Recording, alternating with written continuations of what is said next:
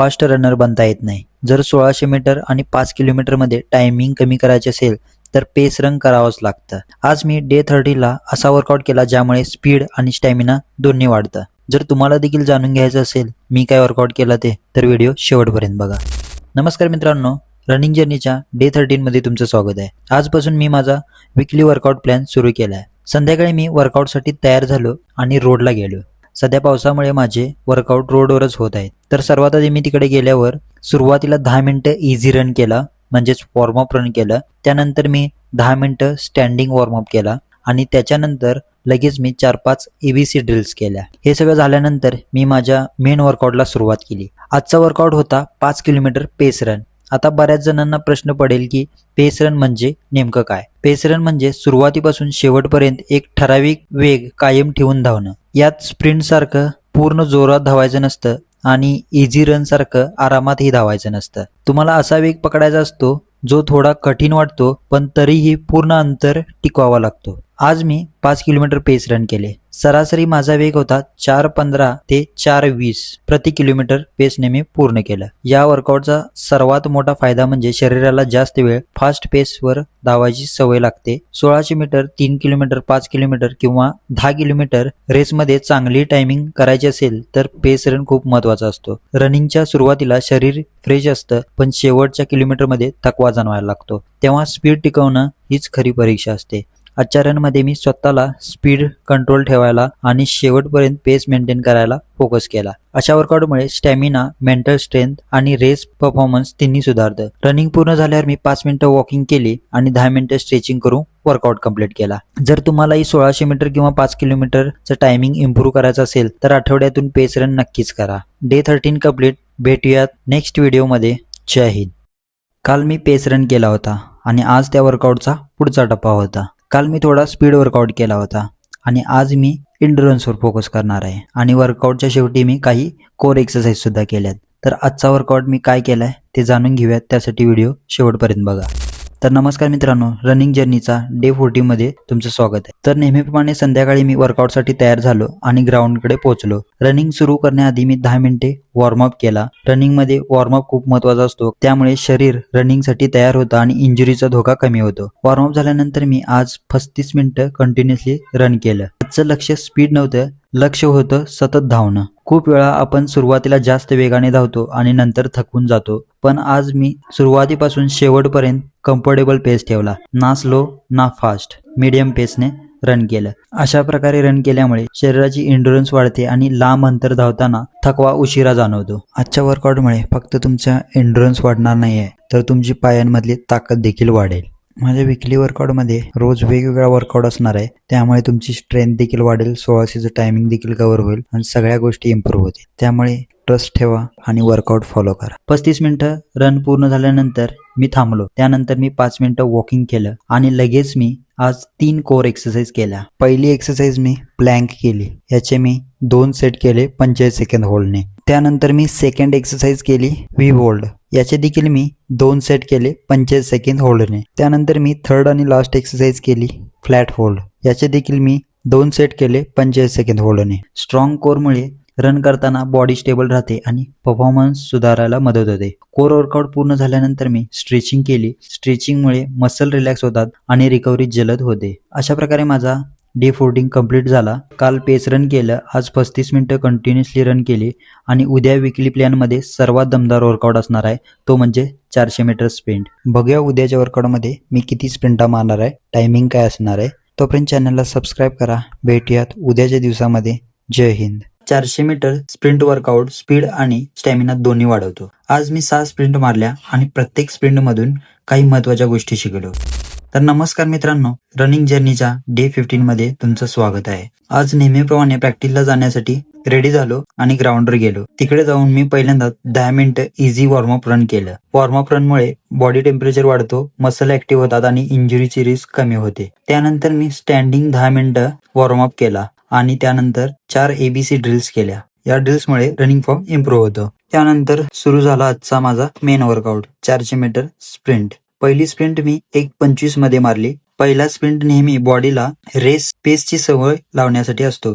त्यानंतर मी second sprint 1 minute 23 second मध्ये मारली. दुसऱ्या स्प्रिंटमध्ये बॉडी चांगली गरम झाली होती. त्यानंतर मी तिसरी स्प्रिंट मारली 1 मिनिट 20 सेकंदमध्ये. आजचा माझा फास्टेस्ट स्प्रिंट हा होता. त्यानंतर मी चौथी स्प्रिंट 1 मिनिट 22 सेकंदाने मारली. स्पीड वर्कआउटमध्ये प्रत्येक स्प्रिंट फास्टच जाईल असे नाही. त्यानंतर मी 5 नंबरची स्प्रिंट मारली 1 मिनिट 23 सेकंदमध्ये. या स्प्रिंटमध्ये मला जाणवलं की कन्सिस्टन्सी खूप महत्वाची आहे. एकाच दिवसात रिझल्ट महत्वाचा नसून रोज मेहनत महत्वाची असते. त्यानंतर लास्ट स्प्रिंट मारली मी 1 मिनिट 25 सेकंदने. शेवटच्या स्प्रिंटमध्ये बॉडी थकलेली असते, पण मेंटली स्ट्रॉंग राहून लास्टची स्प्रिंट कंप्लीट करणं खूप महत्वाचं असतं.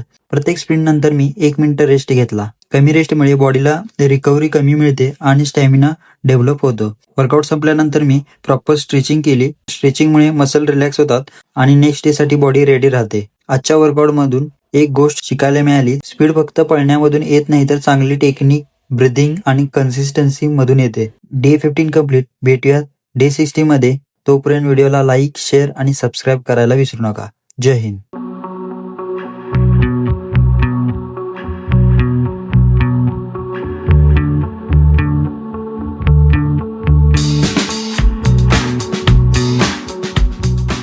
नाईन्टी 90% रनर्स ही चूक करतात. रनिंग फास्ट करायची असेल फक्त रनिंग करून चालणार नाही. आज मी दाखवणार आहे ABC ड्रिल्स, जे तुमचं स्पीड, बॅलन्स आणि रनिंग इम्प्रूव्ह करतील. व्हिडिओ शेवटपर्यंत बघा, कारण शेवटी मी खूप महत्वाच्या ड्रिल्स केल्यात. तर नमस्कार मित्रांनो, आज आहे माझ्या रनिंग जर्नीचा डे 60. तर आज मी नेहमीप्रमाणे तयार झालो आणि ग्राउंडकडे निघालो. तिकडे पोहोचल्यावर मी सर्वात आधी 10 मिनिटं वॉर्मअप केला, जेणेकरून माझी बॉडी वर्कआउटसाठी रेडी होईल. त्यानंतर मी कंटिन्युअसली 20 मिनिटं रनिंग केली. आजचा फोकस स्पीडवर नव्हता. आजचा फोकस फक्त 20 मिनिटं कंप्लीट करणे हा होता, कारण मला पुढे ABC एक्सरसाइज करायच्या होत्या. 20 मिनिटं रनिंग कंप्लीट झाल्यानंतर मी 5 मिनिटं वॉक केला आणि त्यानंतर माझ्या मेन वर्कआउटला सुरुवात केली. आज मी ABC प्लस कंडिशनिंग एक्सरसाइज केल्या.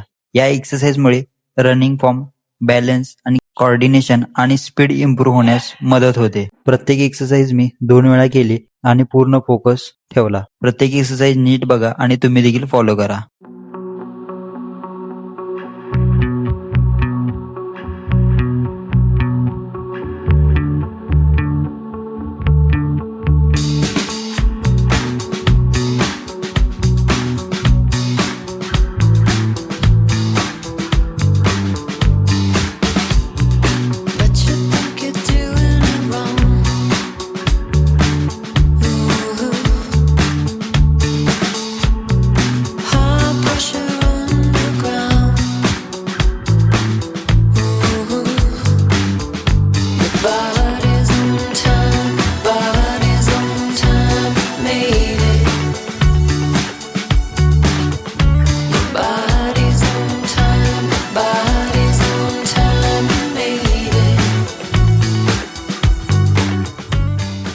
वर्कआउट कंप्लीट झाल्यानंतर बॉडी रिकव्हरीसाठी मी 10 मिनिटं स्ट्रेचिंग केली. आजचा वर्कआउट खूप चांगला झाला आणि रोज थोडा थोडा इम्प्रूव्हमेंट दिसत आहे.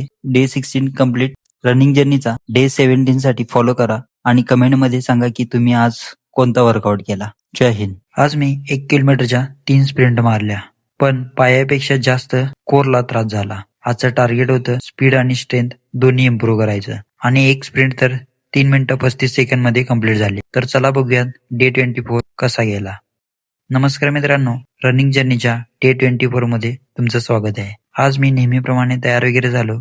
फ्रायडे इव्हनिंगला मी वर्कआउटसाठी रोडवर निघालो. ग्राउंडवर पोहोचल्यावर सर्वात आधी मी 10 मिनिटं इझी वॉर्मअप रन केलं. त्यामुळे बॉडी टेम्परेचर वाढला आणि मसल स्प्रिंटसाठी रेडी झाले. त्यानंतर मी स्टँडिंग वॉर्मअप एक्सरसाइज केल्या. वॉर्मअप केल्यामुळे आपले मसल ऍक्टिव्ह होतात आणि रनिंगसाठी बॉडी तयार होते. स्प्रिंटिंग फॉर्म इम्प्रूव्ह करण्यासाठी 4 वॉर्मअप ड्रिल सुद्धा केल्या. वॉर्मअप झाल्यावर वेळ आली मेन वर्कआउटची. आजचा वर्कआउट होता 1 किलोमीटरच्या 3 स्प्रिंट. पहिला स्प्रिंट सुरू झाला आणि मी फुल एफर्ट्स द्यायचा प्रयत्न केला. पहिली स्प्रिंट मी 3 मिनिटं 40 सेकंद मध्ये कंप्लीट केली. पहिल्या स्प्रिंट नंतर मी 3 मिनिटाचा रेस्ट घेतला आणि दुसरी स्प्रिंट सुरू केली. सेकंड स्प्रिंट मी 3 मिनिटं 35 सेकंद मध्ये कंप्लीट केली. सेकंड स्प्रिंटचं टायमिंग हे माझं आजचं बेस्ट टायमिंग होतं. त्याच एनर्जीने तसाच स्प्रिंट पण कंप्लीट केला. हे टायमिंग बघून मला खूप मोटिवेशन मिळालं. त्याच एनर्जीने मी तिसरा स्प्रिंट पण कंप्लीट केला. थर्ड स्प्रिंट मी 3 मिनिटं 50 सेकंडमध्ये कंप्लीट केली. तिसऱ्या स्प्रिंटमध्ये बॉडी खूप थकली होती, पण तरीही वर्कआउट कंप्लीट केला. स्प्रिंट वर्कआउट कंप्लीट झाल्यानंतर मी 10 मिनिटं वॉकिंग केली. रिकव्हरी सुद्धा वर्कआउट इतकीच महत्वाची असते, कारण त्यामुळे हार्ट रेट नॉर्मल होतात आणि बॉडी रिलॅक्स होण्यास मदत होते. पण आजचा वर्कआउट इथेच संपला नव्हता. आज मी स्प्रिंट सोबतच कोर ट्रेनिंग केली होती. स्ट्रॉंग कोरमुळे रनिंग फॉर्म चांगला राहतो, बॅलन्स इम्प्रूव्ह होतो आणि लॉंग रन मध्ये एनर्जी वेस्टेज कमी होते. म्हणून मी 3 कोर एक्सरसाइज केल्या: V hold, leg flat hold आणि प्लँक. प्रत्येक एक्सरसाइजचे मी 2 सेट केले 85 सेकंद होल्डने.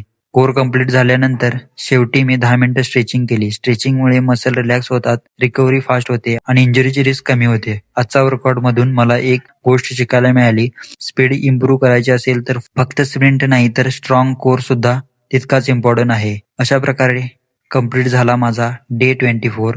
व्हिडिओ आवडला तर लाईक, शेअर आणि सबस्क्राईब करा आणि रनिंग जर्नीचा पुढचा डे मिस करू नका. भेटूयात नेक्स्ट व्हिडिओमध्ये. जय हिंद. सुरुवातीचे 3 किलोमीटर मी 5च्या पेसने रन केलं, पण त्यानंतर मी पेस वाढवला आणि 4 मिनिटं 30 सेकंदने पर किलोमीटर केलं आणि मी टोटल आज 8 किलोमीटर रन कंप्लीट केलं. त्यानंतर मी लेग वर्कआउट पण केला. तर चला बघूयात डे 25 कसा गेला.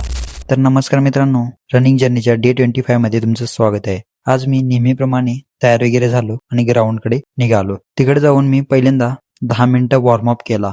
कोणताही वर्कआउट सुरू करण्याआधी बॉडी तयार करणे खूप महत्वाचे असते. वॉर्मअप पूर्ण झाल्यानंतर मी आजच्या माझ्या मेन वर्कआउटला सुरुवात केली. आजचा वर्कआउट होता 8 किलोमीटर रन. सुरुवातीचे 3 किलोमीटर मी 5 मिनिटं पर किलोमीटर पेसने रन केलं. सुरुवातीला माझा फोकस रिदम आणि ब्रीदिंग मेंटेन करणं होता. त्यानंतर मला चांगले वाटत होते म्हणून मी माझा पेस वाढवला आणि पुढील रन 4 मिनिटं 30 सेकंद पर किलोमीटर हिशोबाने पूर्ण केला. जसा पेस वाढत गेला तसा चॅलेंज पण वाढत गेला, पण मी स्वतःला पुश करत राहिलो. आजच्या 8 किलोमीटर पूर्ण करताना मला जाणवले की माझी इंड्युरन्स आणि स्पीड दोन्ही हळूहळू इम्प्रूव्ह होते. 8 किलोमीटर रन पूर्ण झाल्यानंतर मी 5 मिनिटं वॉकिंग केली, जेणेकरून बॉडी कूल डाऊन होईल आणि हार्ट रेट हळूहळू नॉर्मल होतील. त्यानंतर मी लेग वर्कआउटला सुरुवात केली. सर्वात आधी मी लेग होल्ड केलं. 30 सेकंदचे 2 सेट पूर्ण केले. हा एक्सरसाइज लेगची स्टेबिलिटी आणि इंड्युरन्स वाढवण्यासाठी मदत करतो. रनिंग करताना बॅलन्स राखण्यासाठी हा खूप उपयुक्त आहे. त्यानंतर मी हाफ स्क्वॉट केले. याचे मी 20 रॅप्सचे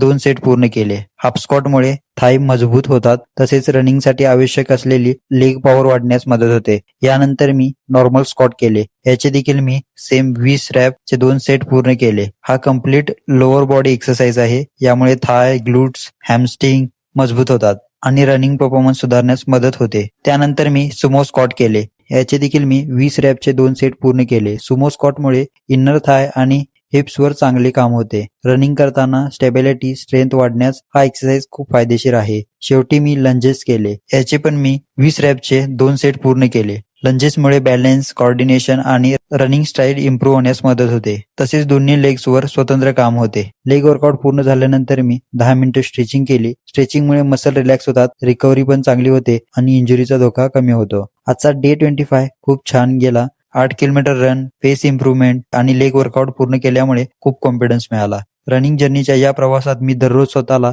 इम्प्रूव्ह करायचा प्रयत्न करत आहे. जर तुम्ही माझी ही जर्नी फॉलो करत असाल तर व्हिडिओला लाईक, शेअर आणि चॅनलला सबस्क्राईब करा आणि कमेंट करून तुमचा फीडबॅक नक्कीच सांगा. भेटूयात डे 26 मध्ये. जय हिंद.